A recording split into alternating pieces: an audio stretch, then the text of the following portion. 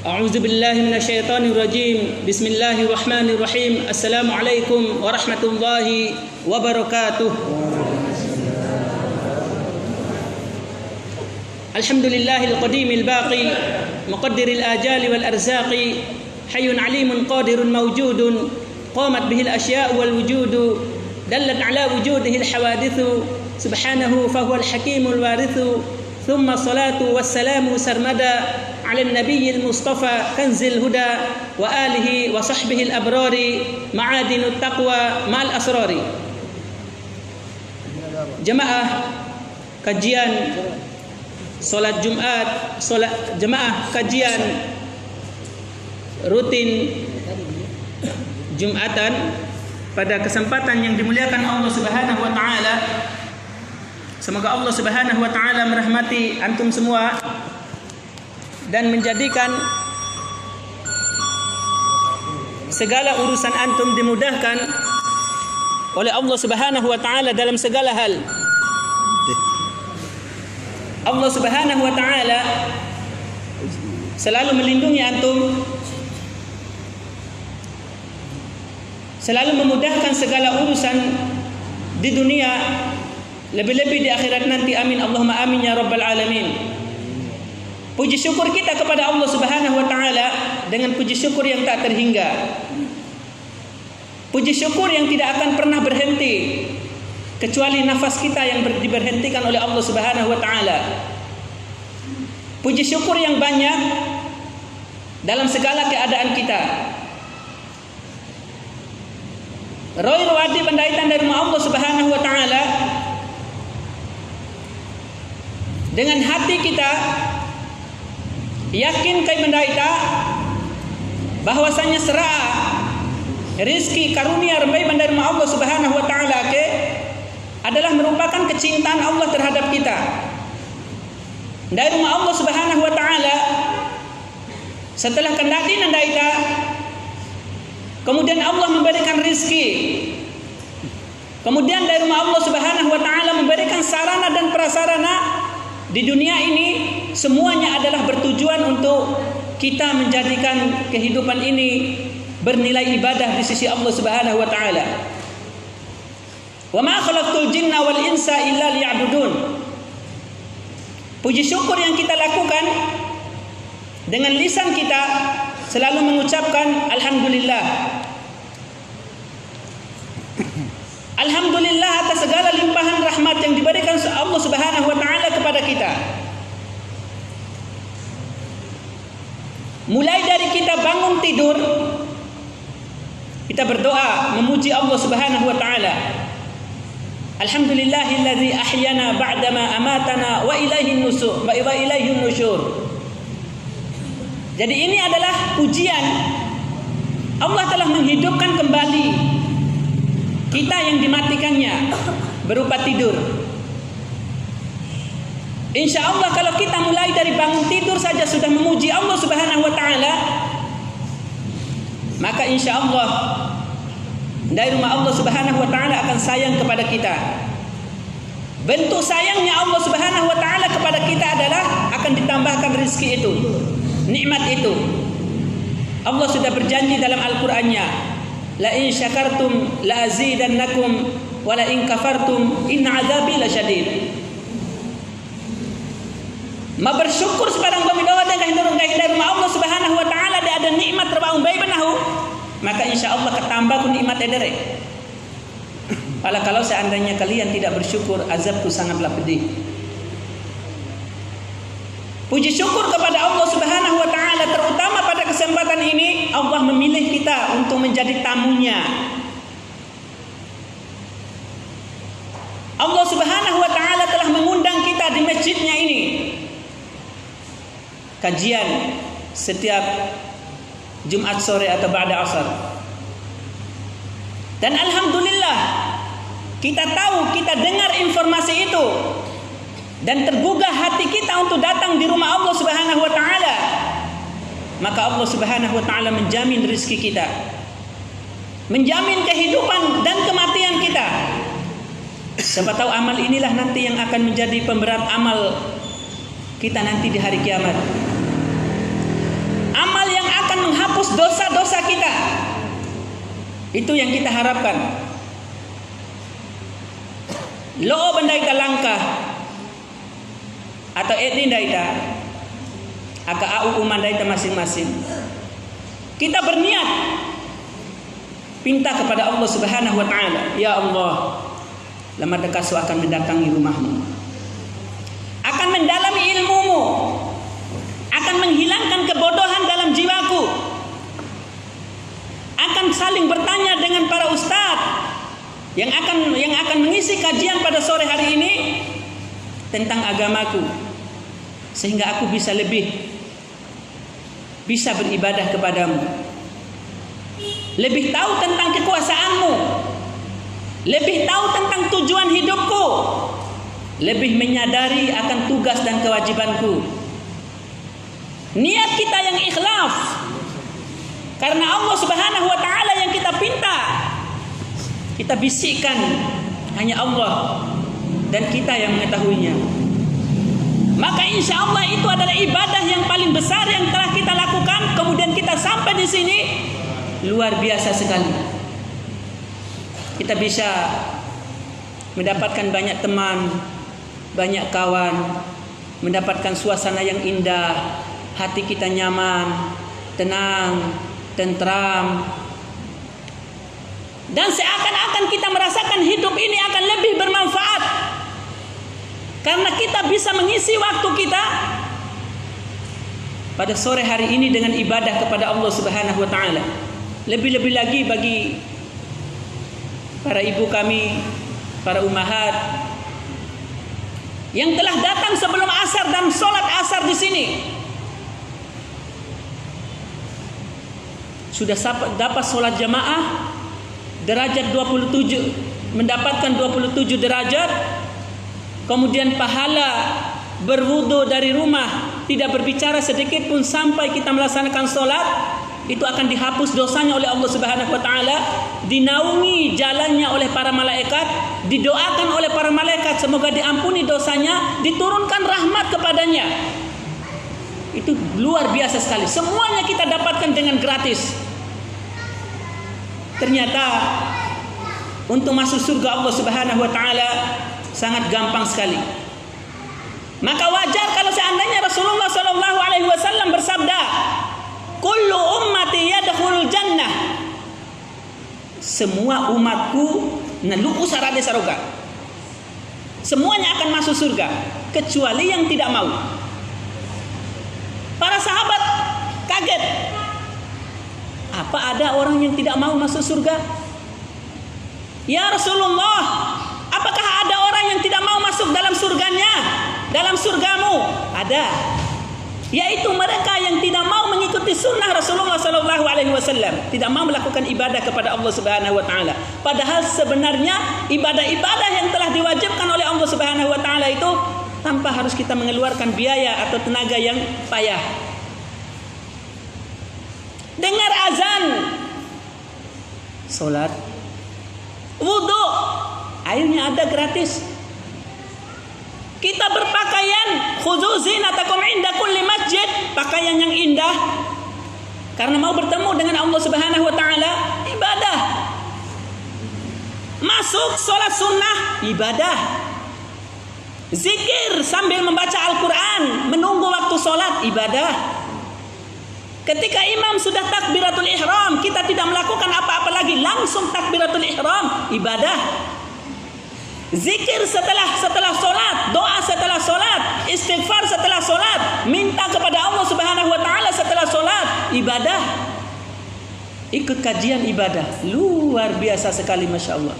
Ayo kita jadikan ini sebagai adab kita, sebagai akhlak kita, khususnya di desa Cera ini. Kita akan menjadi contoh bagi desa-desa yang lain. Kalau kajian sekarang mungkin setengah masjid, bagaimana kajian yang akan datang, Jumat yang akan datang kita ramaikan seperti ramainya sholat Idul Adha atau Idul Fitri. Maka insya Allah kalau sudah sampai seperti itu jemaah kita, berarti Islam akan jaya di Cera ini. Generasi kita akan terjaga nanti di Cera ini. Amin Allahumma amin ya rabbal alamin. Maklum insyaallah mai seperti ita doho mesiwe-siwe atau tua-tua sebagai ina, sebagai ibu, itu akan menjadi contoh bagi anak-anak kita yang lain. Lama kelamaan 1 bulan pengajian ini berjalan akan tergiring yang lainnya. Sampai pada madamai pengajian kan. Nah hau ade nak. Pertama dah kendai mahau ade. Kadang lewat so di belengam lah tabe. Malu-malu mau jawab. Mau pergi ke pengajian, pelan jawabannya. Coba kalau pas pesta, melatih bel, lah akan nikah kalian. Semangat kita. Kalau pas ditanya mau kemana, mau ke pengajian. Seakan-akan pengajian itu adalah sesuatu hal yang buruk. Kenapa kita jawabnya dengan lemah sekali? Harus tegas. Karena kita akan menuju surga, menuju ampunan Allah Subhanahu wa taala. Perlu kita syukur. Salawat dan salam kita haturkan kepada junjungan kita Nabi Muhammad sallallahu alaihi wasallam, Nabi akhir zaman, khatimul anbiya, sayyidul mursalin, nabi yang kita harapkan syafaatnya di hari kiamat nanti. Nabi yang selalu kita jadikan tauladan pada dalam kehidupan kita ini. Bagaimana seharusnya kita berucap, lidah kita ini kita jaga. Rasulullah sudah mengaturnya, sudah memberikan akhlak dan adab, sudah mengajarkan bagaimana kita berbicara. Jangan kalian mengeluarkan kata-kata yang tidak menyenangkan bagi orang lain. Kalau kalian tidak bisa mengeluarkan kata yang baik, kata Rasulullah sallallahu alaihi wasallam, diam itu lebih baik. Falyaqul khairan aw liyasmut. Man kana yu'minu billahi wal yaumil akhir falyaqul khairan aw liyasmut. Barang siapa yang beriman kepada Allah dan hari akhir, maka hendaklah dia berkata yang baik. Lewati dalam menuntum tahore mindipu. Enggak Rasulullah, aina kelosa toi kata-kata medabaire. Dan iha ke adel ngare, dan coki ke adel ngameringare. Kita sakit hati, kecewa, sedih, tidak seharusnya kita ungkapkan. Tidak semuanya kita ungkapkan. Di mana Ustaz kita harus mengungkapkannya? Di hadapan Allah Subhanahu wa taala, di tahajud kita, di sujud kita, di salat kita, di doa kita. Disitulah kita bercurhat. Kalau kita mengeluarkan kata-kata yang tidak baik, itu tidak dicintai oleh Rasulullah sallallahu alaihi wasallam dan kita tidak akan diakui nanti jadi umatnya. Bagaimana kita mau minum air telaga Kal-Kautsar, telaganya Rasulullah sallallahu alaihi wasallam, yang dikatakan kalau kita minum air itu, maka kita tidak akan pernah merasakan lagi kehausan selama-lamanya. Tidak akan merasakan kehausan lagi selama-lamanya. Maka insyaallah ayo kita jaga lidah kita, jaga lisan kita. Jaga tata cara pembawaan tubuh kita. Kadang wara ku lampa ge memang beda-beda tergantung cara lampa. Wara lampa ke menunjukkan sombong. Lampa dongal alawaga. Wati kon eda daud madoha. Wati pe sentak beda. Assalamualaikum. Masya Allah. Nabiri patutan doma eda lampa dai. Jangan, itu tidak baik. Kalau mau menjadi pengikut Rasulullah sallallahu alaihi wasallam yang setia, yang akan mendapatkan syafaat nanti di hari kiamat, ayo berlaku yang baik, bertingkah yang baik. Kita contoh Rasulullah sallallahu alaihi wasallam. Rasulullah sallallahu alaihi wasallam kalau seandainya lewat jalan tidak mengenal siapa, mau laki-laki, mau perempuan, mau anak-anak, mau pemuda, mau orang tua, jawab salam. Dalam hadis yang diriwayatkan oleh Imam Bukhari rahimahullahu taala, Rasulullah sallallahu alaihi wasallam melewati anak-anak yang sedang bermain, beliau membawa salam. Assalamualaikum. Ya ain baeda anak-anak re. Pati reke mendai. Aina ba anak-anak pati reke mendai. Anda to ijab wong pare. Di aus salam ke anda to. Awali mohon maaf ndai bora. Ndai mentau bora misa kai. Wa usra sebora ndai tidak kena bara patah de tawaka. Padahal rahanta berdoa mentoi ya kan lagi. Jawab, bawa salam, sapa orang. Itu adalah akhlak yang baik yang dicontohkan oleh Rasulullah. Insya Allah dengan itu Rasulullah akan cinta terhadap kita, akan mengakui kita nanti di hari kiamat sebagai pengikutnya. Jamaah kajian yang dimuliakan Allah Subhanahu wa taala. Alhamdulillah, ini pertemuan yang kedua. Lamada Kaso sangat berbahagia sekali bisa bertemu dengan Ita Doho, dan ini menjadi cita-cita saya yang mulia sudah sejak dulu. Saya mengadakan pengajian di mana-mana, diundang di berbagai desa. Kok di desa saya sendiri nggak pernah mengadakan pengajian? Bukannya saya tidak ridho untuk mengisi kajian di mana-mana, tapi alangkah indahnya di desa saya juga ada yang serupa seperti itu. Dan alhamdulillah, doa permintaan kepada Allah Subhanahu wa taala sambil usaha membisikkan kepada bapak-bapak kita yang ada di masjid. Kadang kalau ketemu dengan pemerintah kita, saya selalu membisikkan, alangkah baiknya kalau seandainya kita desa ini kita isi dengan pengajian seperti ini. Wallahi, demi Allah, akan indah desa kita kalau seandainya kita isi seperti ini, insyaallah. Kita mulai dulu dengan diri kita, dengan jamaah kita, nanti insyaallah bisa kapan-kapan kita undang siapa yang kita anggap jauh lebih bagus lagi untuk bisa memberikan ilmu kepada kita, membagi-bagi ilmunya dengan kita semuanya. Para jamaah yang dimuliakan Allah Subhanahu wa taala, alhamdulillah kajian kita ini juga akan didengarkan oleh teman-teman kita, khususnya yang dari Ucera dimanapun mereka berada.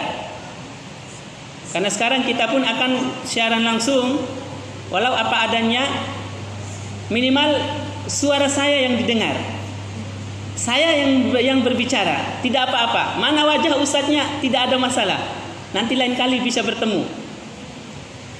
Ambillah hikmahnya, dengarkan dengan baik-baik dimanapun kita berada, maka semoga ini menjadi bermanfaat bagi kita semuanya. Alhamdulillah, kita akan masuk ke dalam pembahasan kita pada sore hari ini, masih tentang solat. Saya dipesan tentang solat. InsyaAllah pada kesempatan ini nanti, terakhirnya nanti saya akan praktekkan solat, sehingga kita semua pulang sudah tahu solat yang benar, atau minimal kita mengetahui apakah solat kita yang kita lakukan sekarang dari bacaan-bacaannya, kemudian gerakan-gerakannya, tata caranya sudah benar atau belum. Karena semua yang kami sampaikan ini nanti adalah berdasarkan hadis Rasulullah SAW yang menjadi sifat-sifat solat Rasulullah. Maka judul kita pada kesempatan ini adalah sifat-sifat solat Rasulullah SAW. Yang pertama kami akan sampaikan bahwasanya Rasulullah Allah Subhanahu wa taala berfirman, "Inna sholata kanat 'alal mu'minina kitaban mawquta." Sesungguhnya salat itu telah diwajibkan terhadap orang-orang yang beriman dan sudah ditentukan waktunya. Sudah ditentukan waktu salat ini bagi orang-orang yang beriman. Kapan salat zuhur, kapan salat asar, kapan salat maghrib, kapan salat isya, kapan salat subuh. Jadi 5 salat ini alhamdulillah Allah Subhanahu wa taala telah menjelaskan waktu-waktunya. Untuk waktunya adalah yang pertama salat subuh.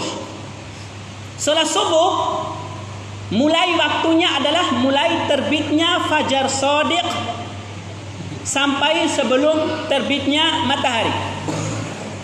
Ini adalah waktu salat subuh. Apa itu fajar shadiq? Ibnu Abbas radhiyallahu anhu menjelaskan, fajran. Fajar itu ada 2. Yang pertama fajar shadiq, yang kedua fajar kazib. Fajar kazib itu adalah dia cahayanya ke atas, vertikal,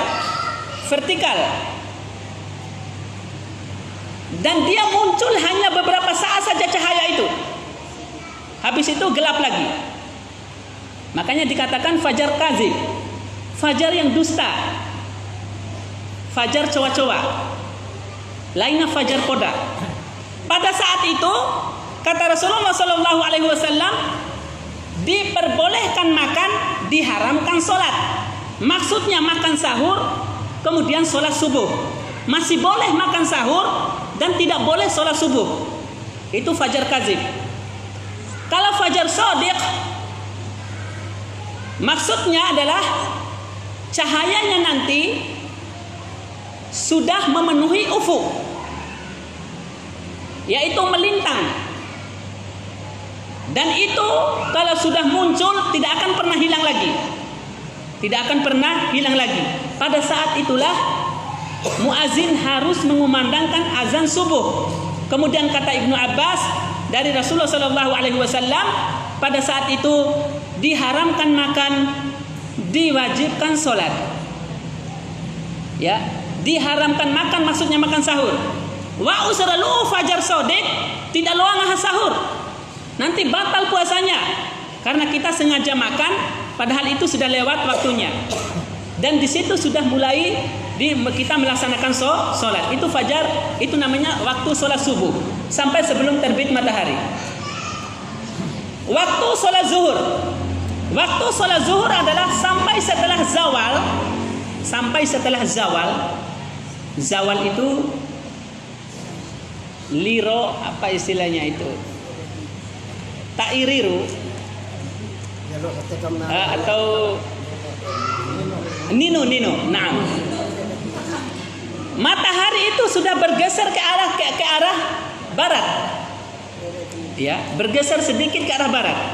Kalau seandainya ini adalah langit, maka ini adalah tengahnya, maka dia bergeser sedikit ke arah barat, berarti condong ke arah barat. Di situ sudah mulai masuk waktu sholat zuhur. Sampai bayang-bayang minimal kira-kira 2 kali lipat. Bayang-bayang 2 kali lipat. Bagaimana cara mengukurnya? Ya silakan diukur sendiri. Ya. Kalau seandainya ada kayu, contohnya kayu seperti ini, kita berdirikan, kira-kira bayang-bayangnya itu 2 kali lipat dari ini. Itu sudah selesai waktu sholat zuhur.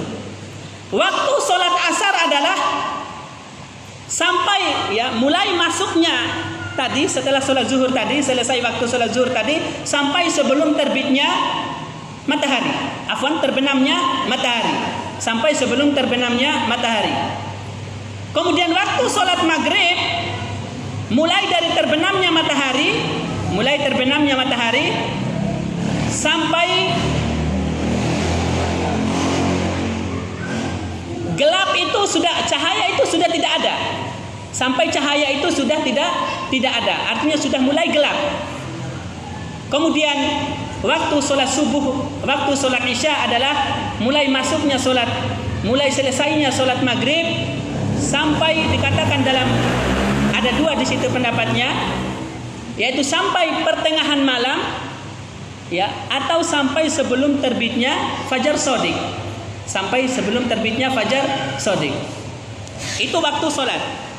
Kemudian kita akan masuk bagaimana tata cara melaksanakan sholat. Syaratnya kemarin sudah, sekarang tata cara melaksanakan sholat. Tata cara melaksanakan sholat yang pertama, silakan berwudu. Dengan wudu Rasulullah SAW. Dengan wudunya Rasulullah SAW. Wudunya Rasulullah SAW adalah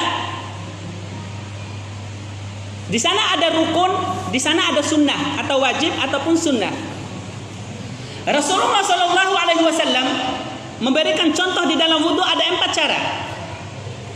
Yang pertama 1 kali, yang kedua 2 kali, yang ketiga 3 kali, yang 4 adalah isbaghul wudu. Isbaghu al-wudu. Maksudnya 1 kali adalah ketika kita ambil air, basuh muka sekali saja, tapi sudah merata. Atau ketika basuh tangan sekali saja, ambil mulai dari ujung sampai siku-siku, dan kita sudah bisa memastikan bahwasanya dengan sekali ambil itu sudah terbasuh semua anggota wudu kita, yaitu berupa tangan contohnya. Karena kalau tidak, maka hendaklah disempurnakan jadi 2 kali. Ya, untuk yang 1 kali tadi bisa kita praktekkan ketika jihad atau ketika safar atau ketika tidak ada air. Makanya saya pernah mempraktekkan air ini bisa kita buat wudu dan tidak habis. Saya pernah mempraktekkan wudu dengan air aqua ini. Saya wudu dengan air aqua ini, ya, dan tidak habis. Tilu bakal Ustaz. Coba. Bisa coba sendiri. Dan itu adalah harus penuh dengan hati-hati. Harus penuh dengan hati-hati. Dan bisa memastikan bahwasanya anggota wudhu kita sudah terbasuh semuanya. Kalau tidak, wailul li'aqabi minan nar. Celakalah bagi orang-orang yang tidak terbasuh anggota wudhunya, akan diazab dengan api neraka, wal'iyazubillah. Itu wudhu. Kalau tidak mampu kalau tidak cukup dengan satu kali, silakan dua kali. Hadis ini adalah hadis diriwayatkan oleh Imam Bukhari dari Maula Utsman, dari Utsman bin Affan radhiyallahu an, dari Rasulullah sallallahu alaihi wasallam. Hadisnya sahih. Kalau tidak bisa silakan 3 kali. Atau cara yang keempat namanya isbagul wudu, yaitu seperti yang dipraktekkan oleh Abu Hurairah radhiyallahu an. Kencewi daripada anggota yang harusnya dibasuh. Makanya Abu Hurairah kalau basuh tangan itu dari ujung sini, ini namanya tangan itu dari ujung tangan ini sampai siku. Tapi Abu Hurairah enggak, sampai ketiak, sampai di atas ini. Saking hati-hatinya dengan hadis Rasulullah. Jangan sampai nanti anggota badan sedikit di sini saya lupa, tidak terbasuh. Sekalian aja ke atas. Sampai di sini. Subhanallah, tahun cewek. Maka oleh karena itulah sekarang kalau kita lihat yang mazhabnya Imam Syafi'i itu ketika basuh kaki itu sampai di atas betis, mohon maaf, sampai di atas betis. Padahal sebenarnya kalau dalam hadis Rasulullah SAW adalah cuma sampai mata kaki. Sampai mata kaki. Mohon maaf kalau dengan praktis seperti ini agar semuanya jelas. Ya, sampai mata kaki. Saya tidak menyangka kecuali apa yang dilakukan oleh kita ini sebagai mazhab Syafi'iyah, kecuali mempraktekkan apa yang dilakukan oleh Abu Hurairah. Saking kita hati-hatinya, ya udah sekalian sampai di atas betis. Sampai di atas betis. Masya Allah. Ini sudah tahu sifat wudunya. Silakan diambil yang paling bagus. Yang sering dilakukan oleh Rasulullah SAW adalah 3 kali. Ya. Fatamadmada wastansyaqa wastansara. Ya. Falyadkhul yaminahu fil ina'i faghsala yadayhi salasan. Kemudian beliau memasukkan tangan kanannya di dalam bejana, mengambil air dan mencuci tangannya 3 kali. Ya. Famasaha wajhahu salasan. Kemudian membasuh mukanya 3 kali. Di sini Lemah Dakaso akan terang menyampaikannya anggota apa yang harus kita basuh di dalam tangan, di dalam anggota wudhu. Kalau kita basuh, mohon maaf, yang pertama kedua tangan ini sampai pergelangan tangan, Setelah itu berkumur-kumur. Dalam berkumur-kumur ini ada 3 hal yang harus kita lakukan. Yang pertama kalau dalam istilahnya itu tamaddo, berkumur-kumur, wastansyaqa, masukkan air di hidung, wastansara, keluarkan air dari hidung. Jadi 1 kali ambil, langsung dimasukkan ke 2 tempat. Di mulut sebagian, di hidung sebagian. Kalau dimasukkan di mulut, kemudian gerak-gerakan airnya dalam mulut, itu namanya berkumur-kumur, tamaddo. Masukkan air namanya istansyaqa, keluarkan air namanya istansara. Itu sunnah, harus dilaksanakan. Ya, untuk membersihkan hal-hal yang kotor yang dicontohkan oleh Rasulullah SAW. Setelah berkumur-kumur, kita apa? Basuh muka. Mana muka? Apa yang dimaksud dengan muka? Muka itu adalah semua yang tidak ditumbuhi oleh rambut atau oleh bulu. Jadi di sini berarti semuanya. Lainnya tentanggal hendak buat. Data esenake kita tinggalkan enggak. Semua yang tidak ditumbuhi oleh bulu itu namanya muka, berarti sampai dagu. Ya. Maka oleh karena itulah basuh lihya itu tidak ada karena jenggot itu termasuk dari wajah. Kata Imam Ahmad rahimahullah ta'ala, jenggot termasuk dari wajah. Silakan langsung diambil. Ya. Kita seperti ini.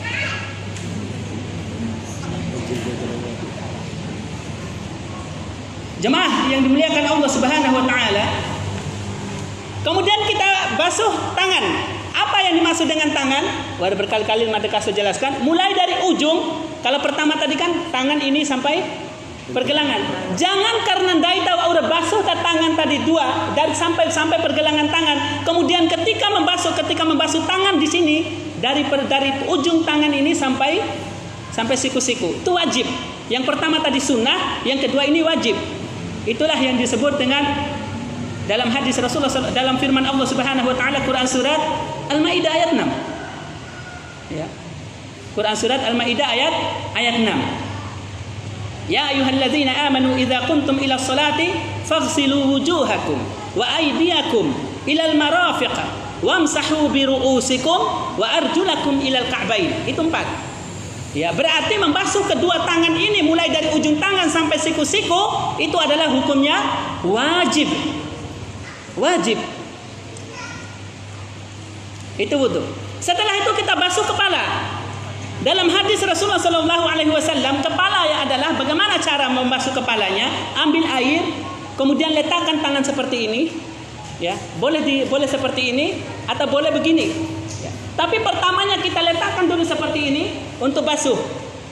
Kita basuh, kemudian kita kembali lagi, kembalikan tangannya, kemudian masukkan ini jari-jari ini ke telinga, kemudian ibu jari ini buat basuh seperti ini. Jadi seperti ya.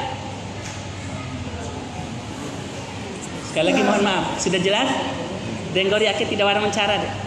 Ya, lakukan seperti lemah dekas saya sampaikan, maka insya Allah kita akan terkena sunnah Rasulullah Sallallahu Alaihi Wasallam. Kita melaksanakan sunnah Rasulullah Sallallahu Alaihi Wasallam. Kepalanya sudah. Sekarang kita kaki terakhir. Ya, kita basuh kaki. Mulai dari ujung kaki ini sampai mata kaki. Catatan untuk yang banyak daging, yang diberi kelebihan daging oleh Allah Subhanahu wa taala. Biasanya kalau orang yang kebanyakan daging itu maksudnya gemuk, ini kan tidak ada sela-selanya. Tidak ada sela-sela ini. Bagaimana caranya? Masukkan jari-jari sampai ke sela-sela ini untuk memastikan bahwasanya air itu sudah sampai ke anggota wudu. Untuk memastikan bahwasanya air ini sudah masuk, sudah sampai anggota wudu. Alhamdulillah, selesai kita praktek wudunya. Sudah berwudu, silakan hadap kiblat, kemudian takbiratu al-ihram. Yang pertama adalah niat. Ini baru masuk rukunnya tuh. Rukun salat itu di situ. Karena menurut Imam Syafi'i rahimahullah taala, rukun salat itu ada 13. 10 tambah 3, jadi 13. Ada 13. Yang pertama itu adalah niat.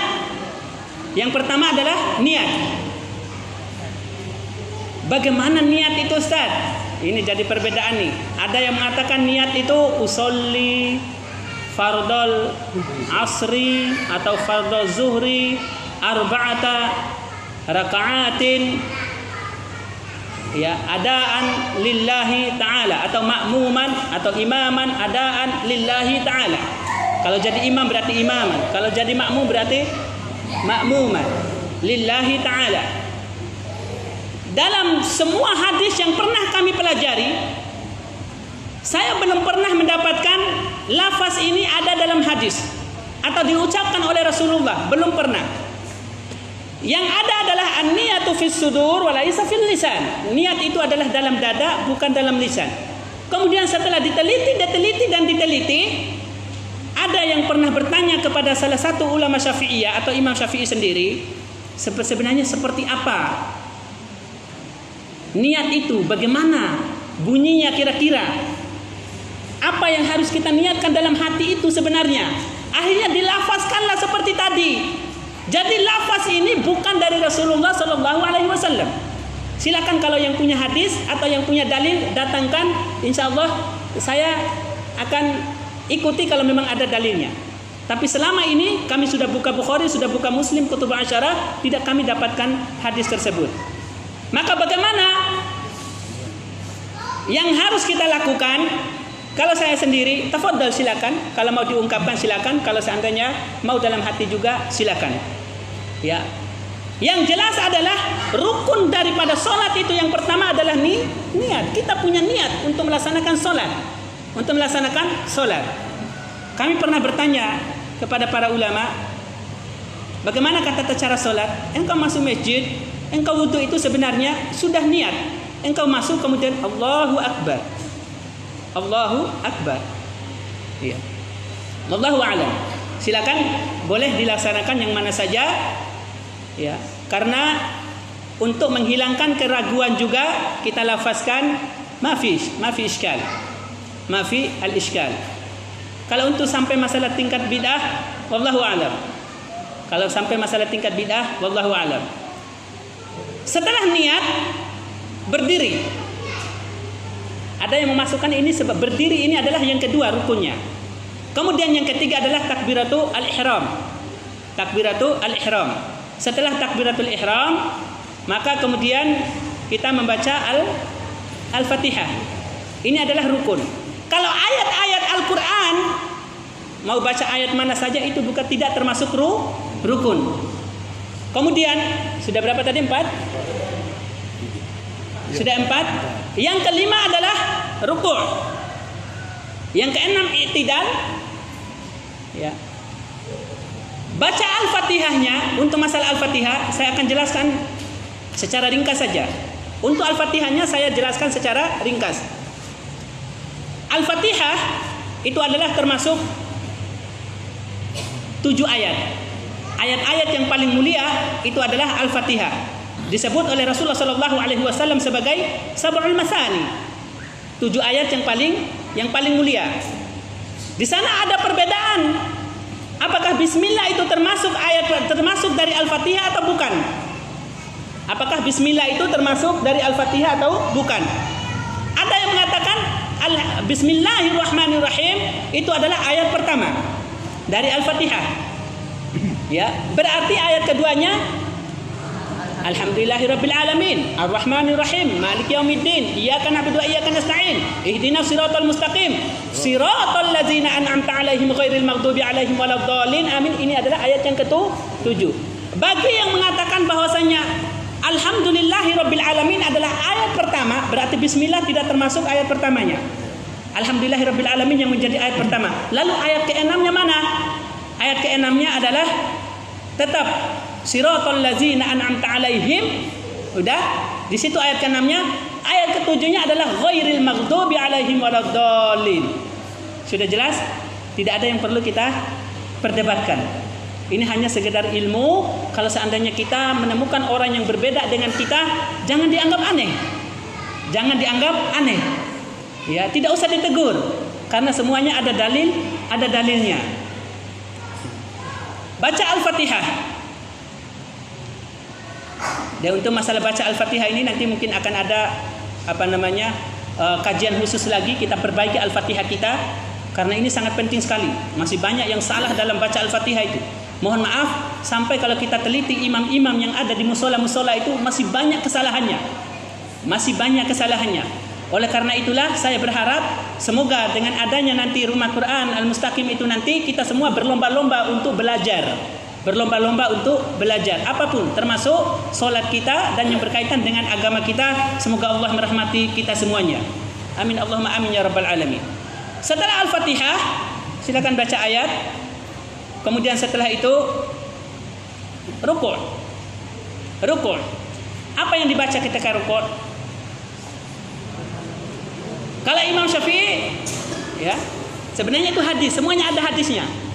Subhana rabbiyal azim wa bihamdihi. Itu hadisnya sahih. Silakan dipraktek, silakan dibaca. Ada juga yang membaca subhanakallahumma rabbana wa bihamdika Allahumma gfirli. Itu biasanya yang dibaca oleh Muhammadiyah. Tapi tidak usah dikatakan yang baca subhana rabbiyal azim wa bihamdihi adalah orang NU, subhanakallahumma rabbana wa bihamdika Allahumma gfirli adalah Muhammadiyah. Tidak. Semuanya adalah dari Rasulullah, ada dalilnya dan hadisnya sahih. Tidak usah mengklaim kami yang lebih baik, kami yang tidak baik. Ya, atau kamu yang tidak baik, kami yang lebih baik. Wallahu alam, atau segala bahasa yang akan menyinggung perasaan saudara kita.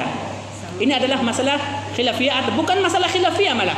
Ini adalah masalah pilihan, boleh memilih karena semuanya pernah dipraktikkan oleh Rasulullah. Nyatanya hadis itu sahih. Kemudian i'tidal. Setelah i'tidal apa yang dibaca i'tidal? Sami Allahu liman hamidah, Rabbana walakal hamdu hamdan katsiran thayyiban mubarakan fi. Kemudian ruku adalah subhana rabbiyal a'la. Subhana rabbiyal a'la. Ada subuhul qudus. Ya, ada juga subhanakallahumma rabbana wa bihamdika Allahumma ighfirli. Jadi bacaan antara ruku dan sujud sama. Bacaan antara ruku dan sujud sama. Ya. Kalau kami mempraktekkan yang subhanakallahumma rabbana wa bihamdika Allahumma ighfirli, karena hadis itu diriwayatkan oleh Bukhari, sedangkan subhana rabbikal a'la adalah diriwayatkan oleh Muslim. Maka kami lebih memilih yang diriwayatkan oleh Bukhari daripada Muslim. Karena dari segi ilmu hadis, yang diriwayat hadis Bukhari adalah lebih sahih daripada hadis Muslim. Di mana letak lebih sahihnya? Karena Imam Muslim rahimahullahu taala ketika meriwayatkan hadis cukup mu'asarah, hidup semasa. Cukup hidup semasa. Contohnya kita di sini dengan siapa yang ada di ibu kota misalnya, dai terkenal, kita tidak pernah ketemu dengan dia, dengan beliau tidak pernah ketemu, tidak pernah bersapa, tidak pernah bersalam, apalagi timba ilmu darinya. Kita hanya melihatnya lewat video atau mendengarnya lewat pendengaran, rekaman atau cerita dari orang lain. Dan itu disahihkan oleh Imam Muslim. Tapi kalau Imam Bukhari rahimahullahu taala, syarat untuk meriwayatkan hadisnya itu harus pernah ketemu. Bukan hanya semasa. Bukan hanya semasa, harus pernah ketemu. Berarti apa? Otomatis semua hadis yang ada dalam Bukhari itu adalah langsung diriwayatkan dari rawinya. Tidak didengarkan melalui jalur orang lain. Wallahu alam. Mau pilih yang satu atau yang dua, tafadhol. Ya, semuanya adalah ada dari hadis Rasulullah sallallahu alaihi wasallam. Setelah ruku, sujud, kemudian setelah sujud, ya tadi i'tidal, kemudian sujud, duduk di antara dua sujud. Duduk di antara dua sujud. Ini yang ketujuh, apa yang kedelapan? Duduk di antara dua sujud, apa yang dibaca? Rabbighfirli warhamni wajburni warfa'ni warzuqni wahdini wa'afini wa'fu anni. Ya, ada lagi seperti yang diriwayatkan oleh Imam Bukhari rahimahullahu taala, Allahumma ighfirli warhamni wajburni wahdini warzuqni. 5. Ya, ada yang 7 atau 8 tadi, ada yang 5. Jadi mau milih yang 5 atau yang 7, tafadhal silakan. Semuanya adalah dari hadis Rasulullah sallallahu alaihi wasallam. Iya. Kemudian selanjutnya yang menjadi rukun salat adalah yaitu duduk tahiyat, baik tahiyat awal atau tahiyat akhir. Duduk tahiyat, baik tahiyat awal atau tahiyat akhir. Ya. Tahiyat tahiyat akhir. Tahiyat ini adalah menjadi rukun di dalam solat, rukun di dalam solat. Apa yang dibacanya? Kalau dalam hadis Bukhari rahimahullahu taala, at-tahiyatu lillahi, tapi ada juga at-tahiyatul mubarakatus sholawatut thayyibah. Jadi boleh memilih yang satu atau milih yang lain. Kemudian selanjutnya adalah tasyahadu. Jadi asyhadu an la ilaha illallah wa asyhadu anna muhammadar rasulullah, itu termasuk rukun salat. Kemudian selanjutnya adalah salawat kepada Nabi, yaitu salawat di situ yang disebut dengan salawat Ibrahimiyah yang pernah kami sampaikan sebelum-sebelumnya. Baru setelah itu salam, kemudian setelah itu tertib. Tapi ada tambahan dari hal ini adalah semua imam mazhab sepakat, yaitu tumaknina. Kalau kemarin tumaknina itu dimasukkan di syarat, yang benar itu adalah dimasukkan di rukun. Ya, karena kalau tanpa adanya sholat, tanpa adanya ruku, batallah sholat. Itulah perbedaan antara syarat dengan rukun. Tolong diperhatikan perbedaan antara rukun dengan syarat. Kalau rukun itu apabila ditinggalkan maka batallah amal. Kalau rukun ditinggalkan maka batallah amal. Batal. Ya. Kalau seandainya syarat itu adalah, kalau syarat dia masih boleh diganti. Yaitu diganti dengan sujud syahwi. Ya, kalau dalam sholat. Tapi kalau rukun yang ketinggalan, kita lupa Al-Fatihah, rakaat itu harus diulang. Rakaat itu harus diulang. Kalau seandainya kita tinggalkan dengan sengaja, pertama dosa, yang kedua sholatnya batal, yang ketiga harus ulang sholat lagi.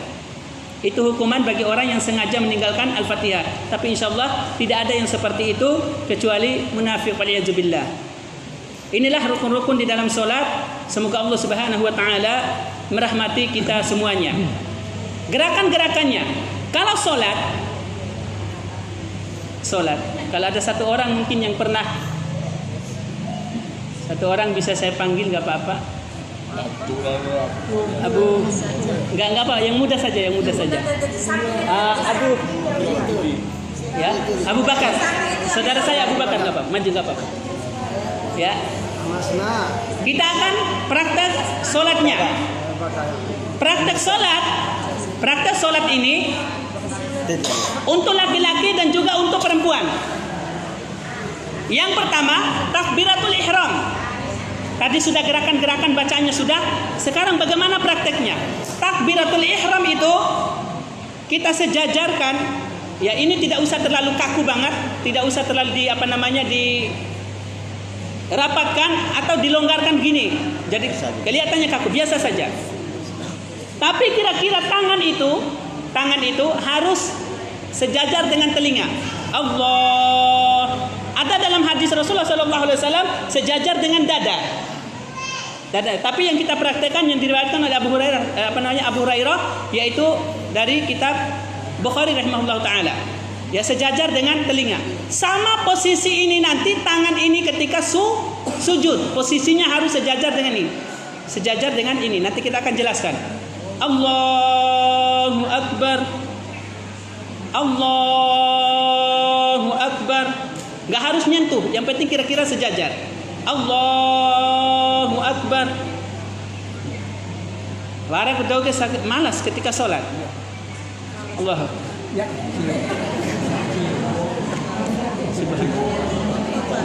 Saya takut kalau seandainya orang yang seperti itu cara sholatnya, kamu dah lalu. Termasuk di dalam hadis Rasulullah Sallallahu Alaihi Wasallam dalam firman Allah Subhanahu Wa Taala.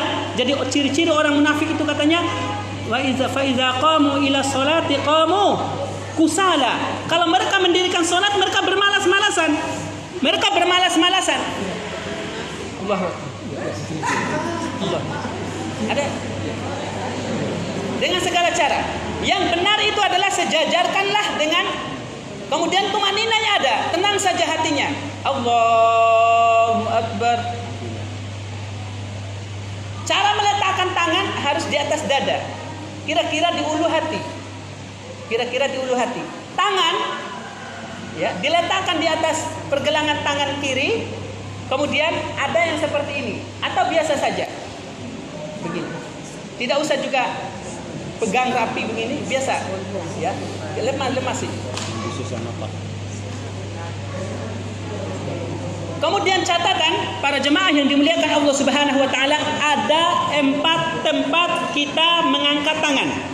Ada 4 tempat, bukan 4 kali, tapi 4 tempat mengangkat tangan. Satu ketika takbiratul ihram, 2 ketika mau ruku', ketiga ketika bangun dari ruku', yang keempat adalah setiap 2 rakaat. Jadi ada 4 tempat ini kita mengangkat tangan seperti tadi. Allahu Akbar. Kemudian ruku'nya adalah enggak apa-apa boleh. Tanda di enggak apa-apa. Ruku'nya, ayo tafadhol ruku'. Allahu Akbar ya. Jadi punggung ini harus sejajar. Kemudian mohon maaf, kepalanya ya sejajar. Aina ja'aba ipindah kelalo, aina isna kelalo. Sejajar. Ya. Bisa dipahami? Kemudian letak tangan ini harus di lutut. Nah, maka dari segi kekuatan juga dari segi kekuatan juga, dari segi kekuatan kita akan kuat walaupun sujud, walaupun rukuknya lama, kalau kita posisinya pas. Bahkan kalau ada orang yang tiba-tiba naik di atas punggung kita, nggak akan keropos, nggak akan jatuh. Karena posisi kita sudah kuat. Biasanya kalau punya anak, bawa ke masjid, itu sukanya main-main gitu, loncat. Jadi kalau kita posisinya nggak pas, bisa-bisa nanti kita marah dengan anak. Sholatnya nggak khusyuk. Habis sholat, kita marahin anak kita, bahkan kita pukul. Nauzubillah. Itu rukuknya. Alhamdulillah rukuk sudah bisa. Punggung itu harus lurus, kepalanya juga harus lurus. Jangan terlalu ke bawah begini. Aku tiada Edin. Tempat sujud. Sampai awal tadi.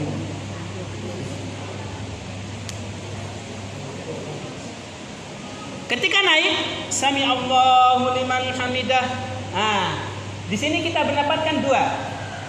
Ada yang ketika Sami Allahu liman hamidah, letakkan kembali seperti semula, itu dalam hadis.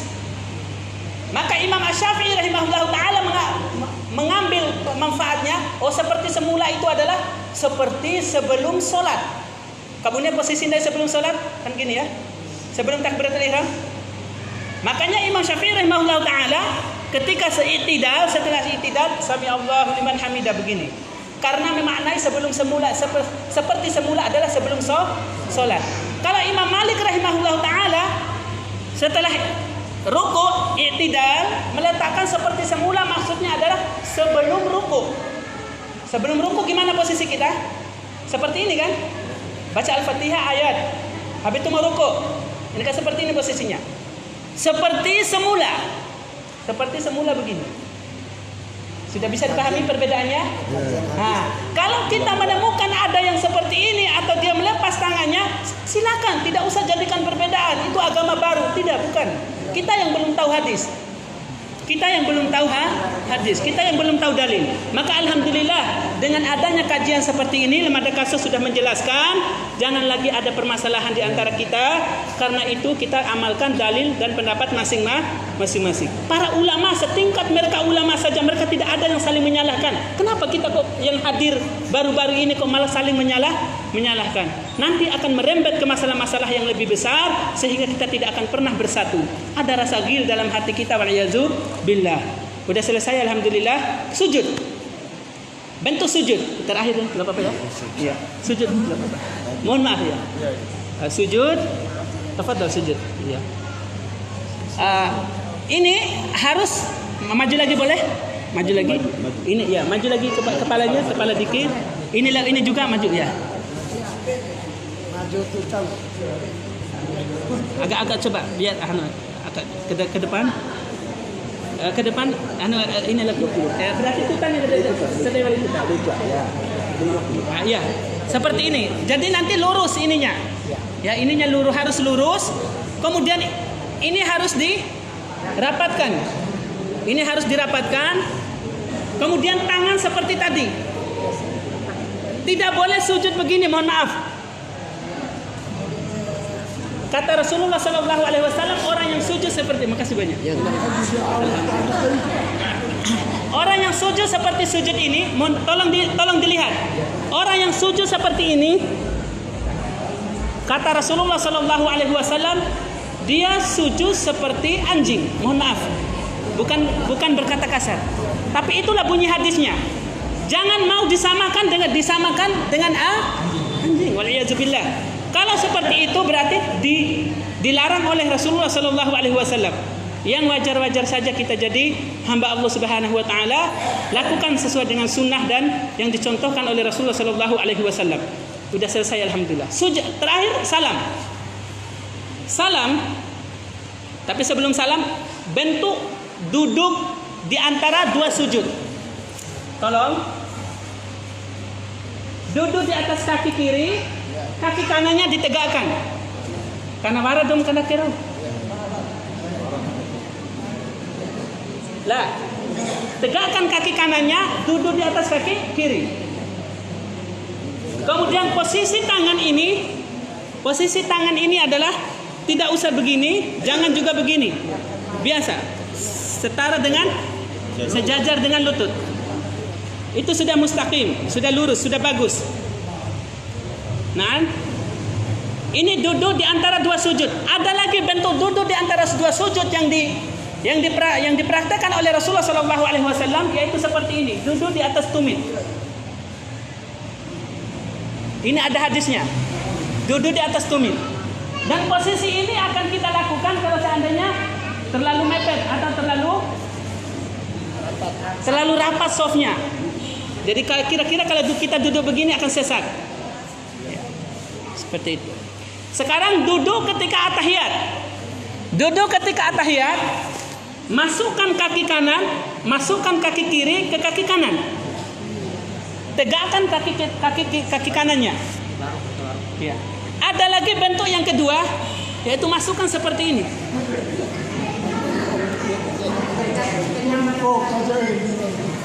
Nah, saya hanya menjelaskan apa yang ada dalam hadis dan itu semuanya sahih. Ya, tapi yang biasa kita lakukan adalah kita posisikan kaki kiri di bawah kaki kanan. Alhamdulillah saya salam. Salam kata Rasulullah sallallahu alaihi wasallam dijelaskan oleh para sahabatnya ketika Rasulullah sallallahu alaihi wasallam salam sampai kelihatan pipi putihnya. Pipi putihnya. Jadi yang bergerak itu adalah leher, bukan badan. Tolong diperhatikan, lain serumbu Maroko. Assalamualaikum warahmatullahi. Assalamualaikum warahmatullahi. Itu salah. Yang benar adalah lehernya saja. Assalamualaikum. Salam. Iya. Sampai kira-kira orang di belakang itu bisa melihat pipi kita. Ya, kalau seandainya hitam nggak mungkin jadi putih ketika ini. Ya, jadi sesuai dengan kulit masing-masing. Alhamdulillah dengan ini selesailah. Alhamdulillahirabbil alamin. Kita akan buka tanya jawab. Saya serahkan dulu ke moderator. Barakallahu fikum, jazakumullah khairu jazaa. Wassalamualaikum warahmatullahi wabarakatuh. Waalaikumsalam warahmatullahi wabarakatuh. Tapi moderator.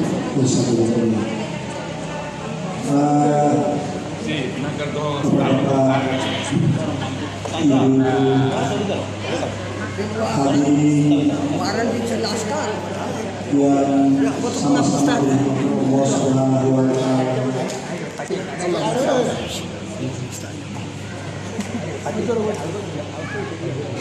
Acara selanjutnya yaitu acara tanya jawab kepada Ibu Rasul Manisuri di Bapak Ustaz kita yang barangkali dari penjelasan atau keterangan yang disampaikan oleh Bapak Ustaz kita tadi kurang jelas, maka pada kesempatan ini Madrahul sebagai Rasul untuk melakukan tanya jawab kepada Bapak kami persilakan. Satu bapak, satu ibu. Beja patah. Selamat ibu. Itu abu. Naam, tafadhal. Hah? Iya tak iya. Iya, tak. Hah? Abu au?